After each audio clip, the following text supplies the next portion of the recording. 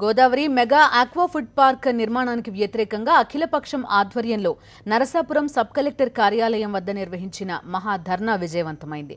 వామపక్షాలతో పాటు వైఎస్ఆర్సీపీ, జనసేన పార్టీ నేతలు ఈ ధర్నాలో పాల్గొని ప్రభుత్వ వైఖరిని ఎండగట్టారు. కాలుష్యకారకమైన ఫ్యాక్టరీ వద్దంటూ నినదించారు.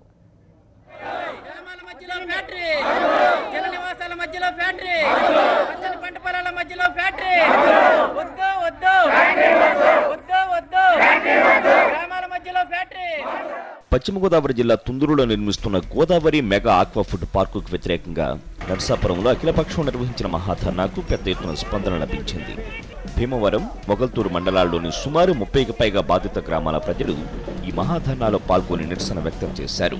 2 రోజుల క్రితమే బెయిల్ ద్వారా 7 ఉద్యమకారులు జైలు నుంచి బయటకు రావడంతో ఆయా గ్రామాల ప్రజలు ఉద్యమాన్ని మరింత ఉధృతం చేస్తామని ఈ ధర్నా ద్వారా తెలిపారు.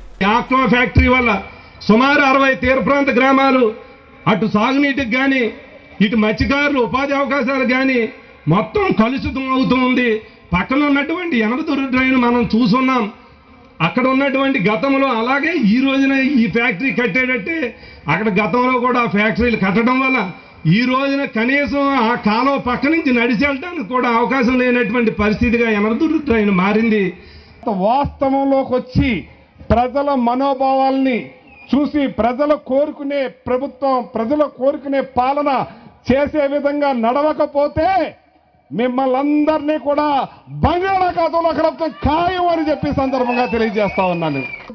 రాష్ట్ర ప్రభుత్వం ఉద్యమకారులపై అక్రమ కేసులు బనాయించి ఉద్యమాన్ని అణగదొక్కాలని భావించిందని, కానీ ప్రభుత్వ మొండి వైఖరిని ప్రజలు తిప్పికొట్టారని వైఎస్ఆర్సీపీ జిల్లా అధ్యక్షుడు ఆళ్ల నాని, ఎమ్మెల్సీ మేకా శేషుబాబు అన్నారు.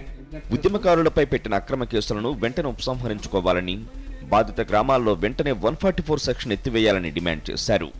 మెగా ఆక్వా ఫుడ్ పార్కును సముద్ర తీర ప్రాంతానికి తరలించాలని, లేని పక్షంలో ప్రజా ఉద్యమాన్ని మరింత ఉధృతం చేస్తామన్నారు. అందరి మీద ఈ విధంగా అక్రమమైనటువంటి కేసులు బనాయించి 144 సెక్షన్లు పెట్టి అక్కడ ఒక పోలీసు రాజ్యాన్ని ఏర్పాటు చేసి ఈ విధంగా కేవలం ఒక ఫ్యాక్టరీని నిర్మించడానికి అక్కడ ఒక కర్ఫ్యూ వాతావరణాన్ని ఏర్పాటు చేసి ఈ విధంగా ఫ్యాక్టరీ నిర్మాణాన్ని చేస్తూ ఉన్నారంటే అందులో తెలుగుదేశం నాయకులు కానీ ముఖ్యమంత్రి కానీ చెప్పేటువంటి మాటల్లో ఎంతవరకు వాస్తవం ఉందో ఈ అమాయక ప్రజలందరూ కూడా గ్రహించారు.